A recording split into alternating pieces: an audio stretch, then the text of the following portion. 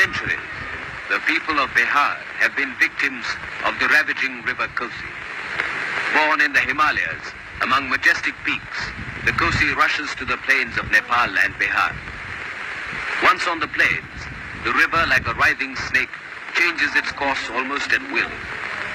During the last 200 years, the fickle Kosi has shifted some 112 kilometers westward, bringing devastation to the fertile land. On the way down, the river picks up large quantities of silt. This coarse silt comes to rest once the movement of the river slows down in the plains. Gradually, the level of the riverbed rises, and soon the Kosi climbs its banks and becomes a runaway. Its spreading waters wipe all traces of human endeavor from the countryside. Eating into the very body of the land, the water enters villages and homes. Its fury knows no mercy. Each year, the floods bring misery to the people and to the nation losses that run into hundreds of millions of rupees.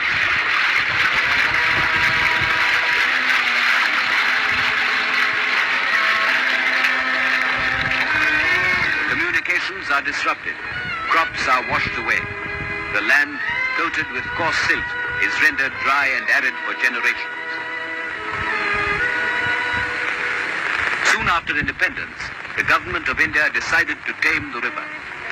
In 1953, after 6 years of investigation by the Central Water and Power Commission, a scheme was approved. The Indo-Nepalese Coordination Committee was formed. The actual supervision of the Kosi project was to be done by the Kosi Control Board, made up of representatives of the state and central governments.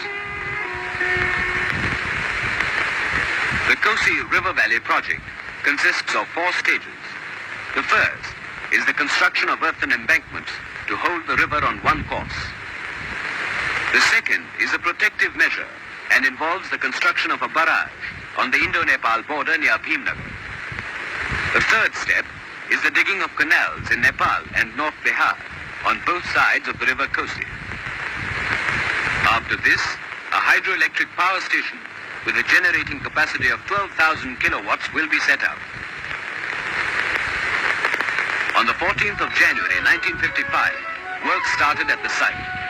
Volunteers formed the bulk of the labor force. Some of them were members of state assemblies and members of parliament. Others came from the Bharat Sevak Samaj and cooperative societies.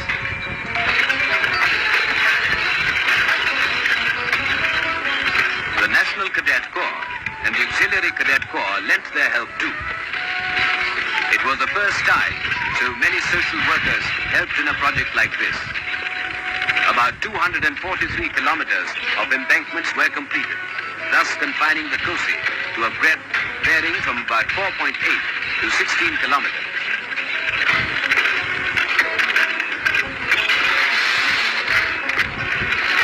Ring bunds were built around the towns of Mahadevnath and Nirmali to re-protect them from flood.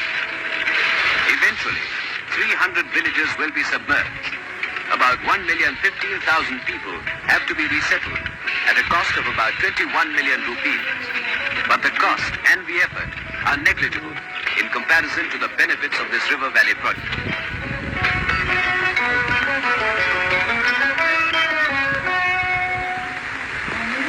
Beginning high up in the mountains, at about 5,490 meters, the Kosi is fed by melting glaciers and heavy rainfall. Draining an area of about 62,160 square kilometers, the Kosi is joined at Triveni by its 2 tributaries, Arun and Tamu.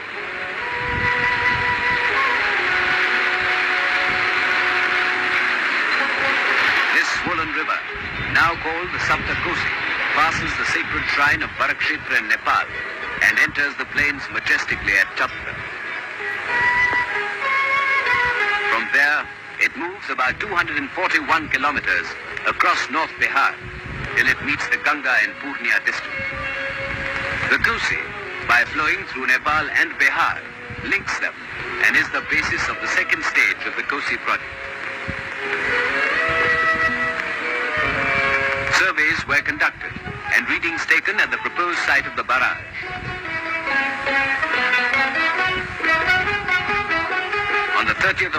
1959, the second stage began. His Majesty, the King of Nepal, laid the foundation for the barrage. Prime Minister Nehru was also present.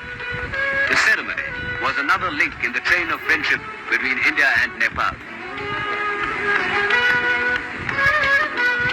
For the thousands of people inhabiting the area, the occasion marked the beginning of better times. It meant not only the cementing of an old friendship between two countries, but also a closer contact between neighboring peoples.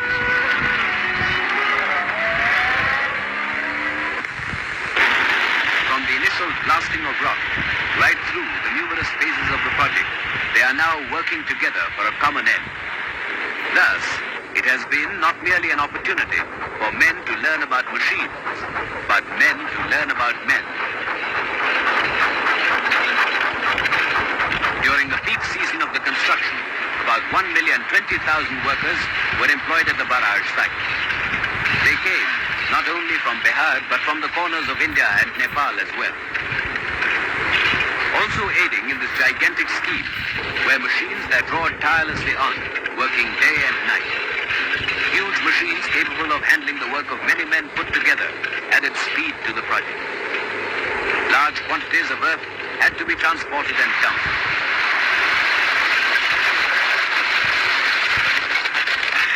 Some of those who had never been out of this hilly region learnt more than they had known before. And along with their knowledge, their standards of living rose too. For the construction of the barrage meant many new jobs. Steadily and with care, the plans were put into practice.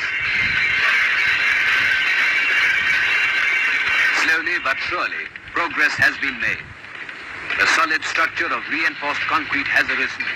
A structure strong enough to withstand the ferocity of the river Kosi. On this barrage will rest the protection and safety of millions of people.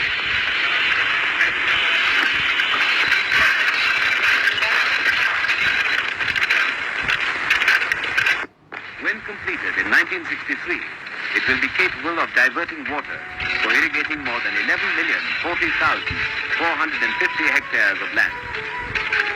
The cost of the entire Kosi scheme is estimated to be over 500 million rupees.